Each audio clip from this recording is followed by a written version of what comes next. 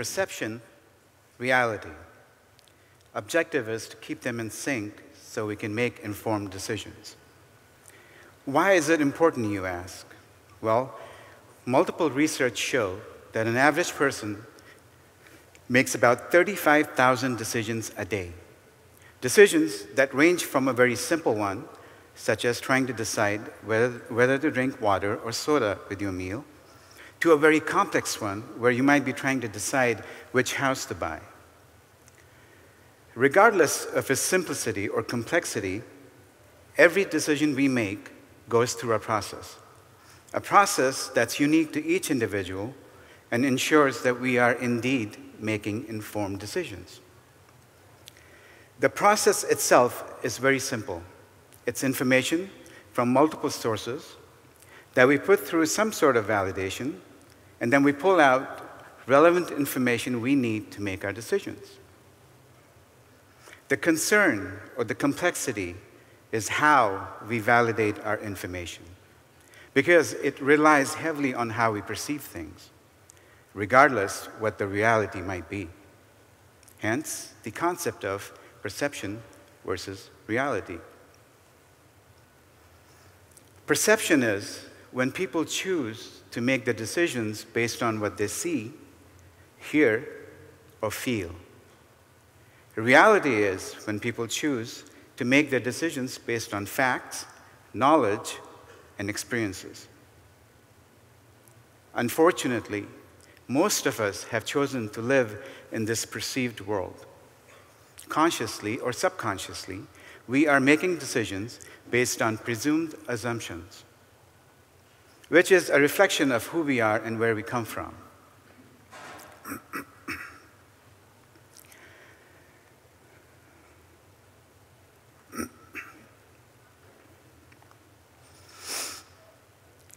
Perceived world, or as experts call it, a perceptual world, created through a perceptual system, which is nothing more than a process that our brain uses to store information in the knowledge bank so we can recall them as needed to make our decisions.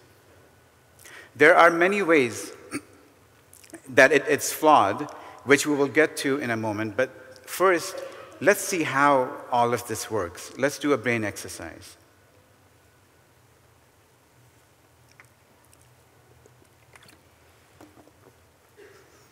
So here's what we're going to do. I will say a word or a short sentence, and then give you a few seconds to analyze your thoughts, so you can then create this image as it relates to the word or the sentence that I have just said. For example, California. Your image may look like a version of something like this, or this, or this, or this. It's that simple. So are we ready for the first sentence? It's a typical Monday morning.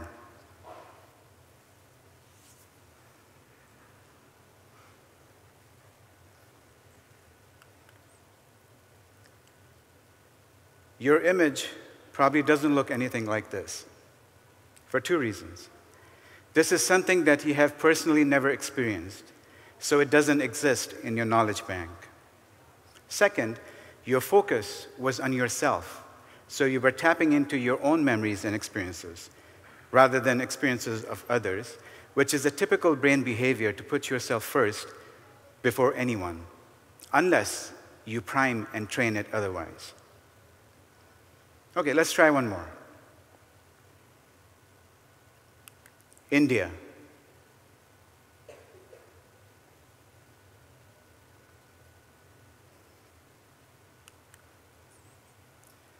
Raise your hand if you have anything that looks like this in your image. I can't really see, but I'm assuming very few, if any. In this scenario, you had limited information, so your brain tried to fill in the gaps from your prior histories and experiences, which then allowed you to create this perceived image of India. By the way, This is not a true representation of India because most of India does not look like this, but this is a city that I recently visited called Bombay or Mumbai. We can do a few more to see if we start to align our images, but I'll just have to make sure that they don't so I can prove a point, which is there's a simple explanation to this. It's our cognitive biases helping us solve the problem of what is unknown. Yes, we all have biases, and yes, we all think we don't.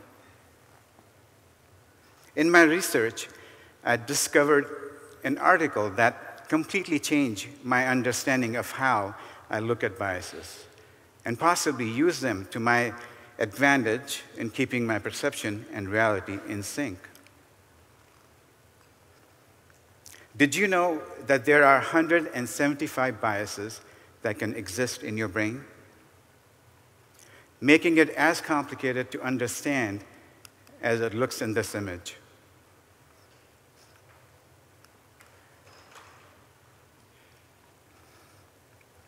Please don't put strain on your brain trying to make any sense out of this, because it's almost impossible to follow it, let alone to use it for a purpose in a positive way.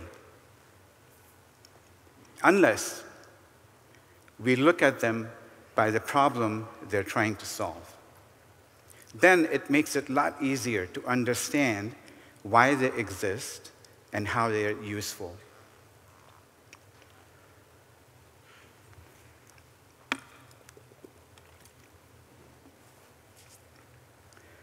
So here is a consolidated list of 4 problems that our cognitive biases are constantly working to solve.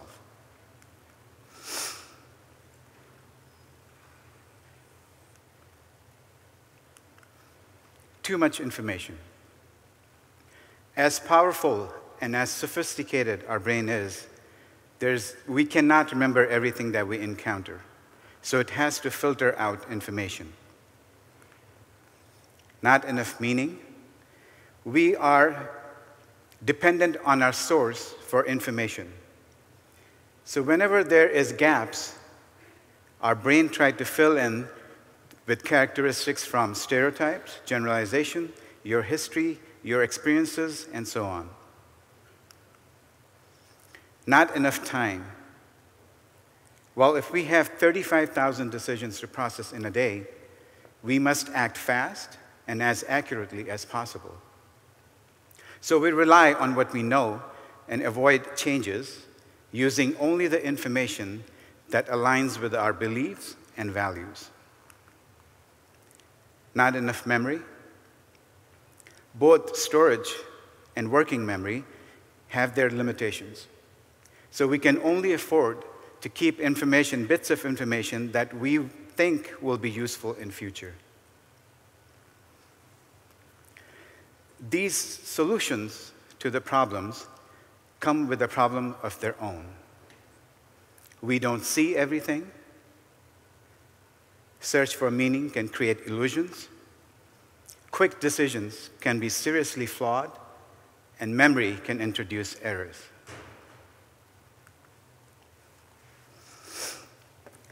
With everything said, we can't discard the importance of perception, as it plays a really crucial role in defining the reality for us.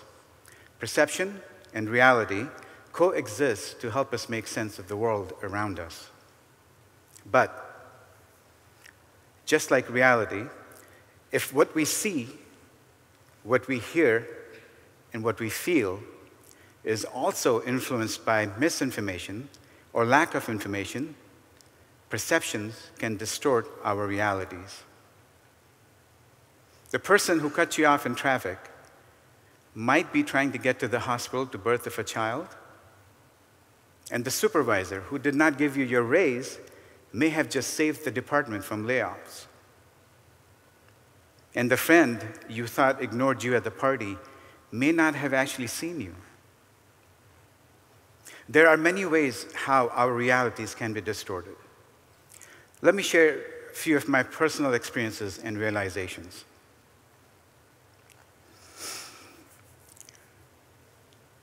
how you focus your attention can distort your reality. Sometimes we have this great idea in our mind, and we exhaust all our resources trying to find evidence to support the idea. But in the process, we might be ignoring and not paying attention to evidence that already exists telling us that our idea is no good. Second, our first perception can lead to later perceptions, distort our reality, and impact our decision making. With this example, I actually need help from you. What we're going to do is we're going shopping. So imagine this, standing in front of your favorite discount store. We all walk in, grab the cart. Half hour later, with 10 things already in the cart, we get to the item we actually came in for. We pick up the item, we look at the tag. It says original price, $100. That's our first perception, the dollar amount or the cost of that item. Then we look at the discounted price. It says $50. That's our second perception. What we're doing is our focus has changed from the cost or the price of the item to the value of the item. And it looks pretty attractive at 50% off. But wait, then there's another red tag. It says extra 25% off. Now the cost is $37.50, and your brain is telling you that it's a really good price and you would be a fool if you didn't buy that. Do me a favor. Let's put everything back. We're going to walk out of the store, clear our mind, and let's walk back in. Again, we grab the cart. Half hour later, with 10 items already in the cart, we get to the item we came in for. This time, when we look at the tag, it says $37.50, no discount. I wonder how many of us would actually buy it at that price. If we acknowledge that both our perceptions and our realities can be distorted, and that our cognitive biases can have a significant impact on our decision-making, then the question becomes, what can we do to protect ourselves intentionally from these distortions and misrepresentations?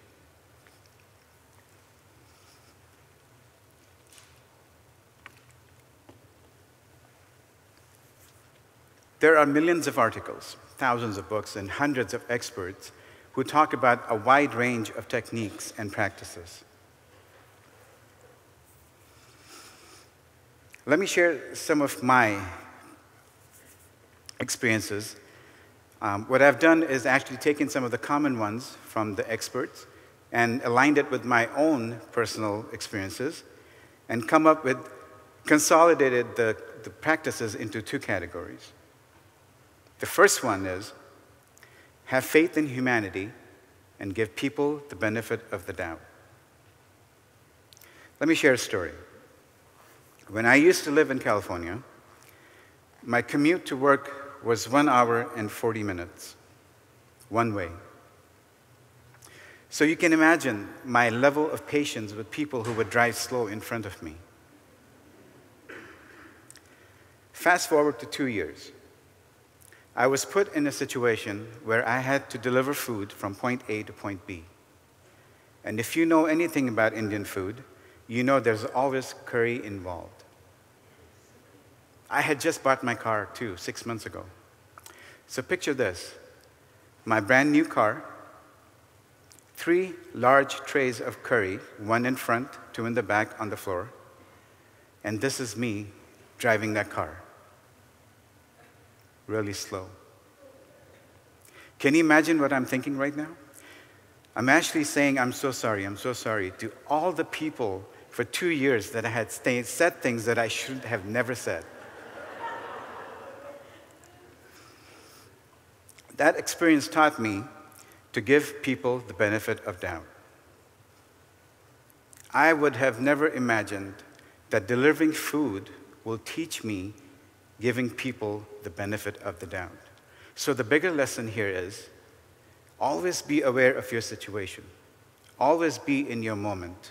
Pay attention, be focused, because you never know where your next life learning lesson is going to come from. This is a perfect segue into our second category, which is practice mindfulness, both mentally and physically. Until a few years ago, I had very limited understanding of mindfulness. I always associated it just with yoga or meditation. Even though I personally don't practice them as much as I should, but people who do say that it helps them with mental clarity and physical fitness. While the ultimate goal still remains to engage in the practices that helps you achieve mindfulness, people often say that they don't have the time or the resources to dedicate to such form of mental and physical exercise. So in my research and my personal experiences, I started looking into achieving same goals with the things that we do in our daily lives.